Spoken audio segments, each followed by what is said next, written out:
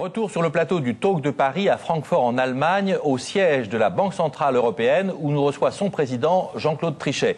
Alors Jean-Claude Trichet, nouvelle décision de hausse des taux d'intérêt, une décision annoncée, mais tout de même on se souvient de Jean-Claude Trichet associé au franc fort. Aujourd'hui vous êtes associé à l'euro fort et c'est pour ça que vous avez été un bouc émissaire pendant la campagne. Et pourtant vous persistez, vous signez, il faut absolument lutter contre l'inflation, c'est votre priorité. Il faut évidemment lutter contre l'inflation, ce n'est pas notre priorité, c'est la priorité que nous a donnée le traité. Le traité dit assurer la stabilité des prix. Tous nos concitoyens, dans une proportion écrasante, nous demandent d'assurer la stabilité des prix. Il faut bien voir que le traité est totalement en ligne avec le sentiment populaire, les 318 millions d'habitants.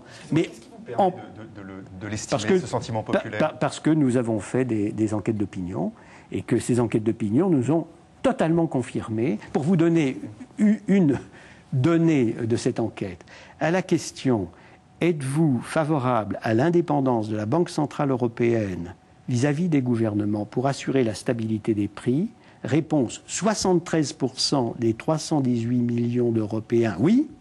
73% des Français, oui. Il se trouve que c'est exactement le même pourcentage dans les deux cas. Mais je reviens un instant à votre question. Encore une fois, dans le monde entier, le fait que la stabilité des prix soit une condition nécessaire de la croissance durable et de la création d'emplois durables est considéré comme étant la norme. Et c'est d'ailleurs la raison pour laquelle ils ont pour la plupart un ciblage direct de l'inflation. On demande à la Banque centrale de cibler l'inflation. Le franc fort, c'était un contexte différent, puisque dans le franc fort, il s'agissait simplement de permettre à notre monnaie nationale française de se hisser au niveau des meilleures monnaies européennes dans le cadre du système monétaire européen. Et c'est comme ça d'ailleurs que nous avons eu les taux d'intérêt les plus bas d'Europe avec les Allemands. Alors, il y a tout de même des téléspectateurs ou des Européens qui trouvent que la Banque centrale ne devrait pas simplement lutter contre l'inflation. Exemple, cette question d'un internaute qui nous dit « La BCE n'a pour but que de contrer les effets néfastes de l'inflation. Ne serait-il pas temps que la politique de la BCE se préoccupe du social ?» Et ça, c'est une critique qu'on a entendue, effectivement, pendant toute la campagne. Alors, votre réponse? La réponse, c'est que les Européens, et les Français en particulier, mais tous les Européens, lorsqu'ils ont voté oui pour le traité de Maastricht, et ceci a été fait de manière tout à fait, comment dirais-je, ultra-démocratique dans tous les pays, par définition. Nous sommes dans de grandes démocraties, et en France comme dans les autres. En France, les différents partis politiques et le peuple se sont penchés à 4 reprises pour prendre ces décisions relatives à la monnaie unique. Et le raisonnement a été une monnaie qui assure la stabilité des prix est une condition nécessaire de la croissance durable et de la création d'emplois durables. Je vous le redis, c'est ce que mon collègue américain Alan Greenspan disait dans tous ses discours, c'est ce que Ben Bernanke dit aujourd'hui lui-même dans tous ses discours. Et le résultat, je me permets de le redire, 12 millions d'emplois créés en Europe depuis la création de l'euro. 2 millions en France depuis la création de l'euro. Combien d'emplois en France créés dans les 8 ans avant l'euro? 500 000, ordre de grandeur, 500 000, 2 millions, à se souvenir, sur la même période de 8 ans. Donc, non seulement c'est une théorie que nous avons tous adoptée et qui est généralisée dans le monde, mais il faut regarder les résultats. Où est aujourd'hui le taux de chômage en Europe? À 7,1%.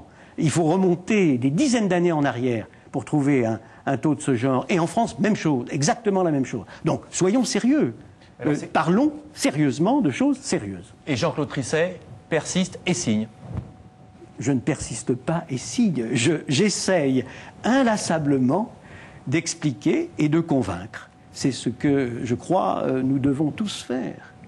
C'est précisément d'ailleurs au nom des créations d'emplois que vous avez appelé dernièrement les syndicats européens, lors de la 11e Confédération européenne des syndicats, à accepter la modération salariale, à accepter finalement des hausses limitées de salaire. Alors en quoi finalement les hausses limitées de salaire sont une condition de l'emploi? Et puis est-ce que vous ne sortez pas un petit peu de votre rôle de banquier central en prenant des positions qui finalement relèvent des partenaires sociaux, des entreprises, des syndicats et des politiques finalement? Mais nous avons dit, mes collègues et moi-même, car ce sont des positions que nous prenons, encore une fois, collégialement, à 19, nous avons dit précisément, ce n'est pas notre responsabilité, c'est la responsabilité, bien sûr, des entreprises, c'est la responsabilité des syndicats. Et j'ai moi-même, si vous voulez, je suis très, très favorable à la discussion je dirais candide. Je suis allé à l'invitation des syndicats à Séville, en Espagne, et tous les syndicats européens étaient là, et je leur ai redit ce que nous pensons, c'est-à-dire quand on négocie des accords salariaux, il est très important de regarder plusieurs indicateurs, plusieurs paramètres qui sont importants. Quel est le niveau du chômage? Quel est le niveau de la compétitivité de l'économie ou du pays concerné et des secteurs concernés si l'on regarde les gains ou les pertes de marché et les comptes externes? Et quel est le niveau des progrès de productivité que l'on fait année après année dans les entreprises, dans les secteurs, dans les économies? Il y a des situations très très différentes. Et nous mettons l'accent, mais ce n'est pas nous naturellement qui prenons les décisions, mais nous croyons que c'est effectivement justifié de mettre l'accent sur le fait qu'il faut tenir compte de tous ces paramètres. Et donc il y a un désaccord persistant entre le monde syndical et vous sur les hausses de salaire? Non, pas du tout. Vous appelez à la modération et eux souhaiteraient qu'on augmente? Non, parce que la plupart des syndicats européens et leurs mandants demandent la stabilité des prix. Et donc ils sont parfaitement conscients du fait que c'est lâcher la proie pour l'ombre que d'avoir des augmentations nominales qui finalement sont dévorées par la hausse de prix. Donc les gens, nos concitoyens, sont beaucoup plus raisonnables que certains ne le prétendent en réalité.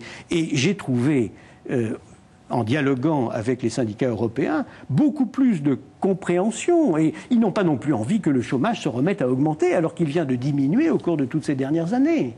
Donc ne croyez pas cela, c'est une présentation qui ne correspond pas à la réalité. C'est pour ça que nous vous posons la question. Alors, Monsieur Trichet, je voudrais vous faire écouter une question d'un autre économiste talentueux, Jean-Paul Fitoussi, qui souhaiterait vous poser cette question. Écoutons-le ensemble. Bonjour Monsieur le Président et chers amis. Que se passait-il, non pas sur les marchés financiers, mais à l'échelle institutionnelle, si la Banque Centrale Européenne n'accomplissait pas son mandat? En effet, toutes les banques centrales de la planète sont responsables, au sens procédural du terme, devant une assemblée politique qui a le pouvoir de modifier leur statut, mais pas la BCE. Il se crée ainsi une asymétrie de pouvoir entre la banque et les gouvernements. Vous avez en effet la possibilité de sanctionner les gouvernements qui poursuivraient une politique que vous jugerez mauvaise en élevant les taux d'intérêt, alors que eux n'ont aucune prise sur vous-même. Voilà la question. Évidemment, je me place dans une hypothèse extrême, et je suis sûr qu'une telle hypothèse n'adviendra pas pendant votre mandat, mais il faut penser à tout ce qui pourrait se passer à l'avenir. Et on ne sait jamais, l'un de vos successeurs pourrait succomber à la tentation de l'inflation. Alors, je dirais, premièrement, toutes les grandes banques centrales du monde, au moment où je parle, sont en effet indépendantes. Nous sommes dans un contexte particulier qui est celui d'une monnaie unique avec les institutions européennes et, au moment où je parle, 13 pays souverains.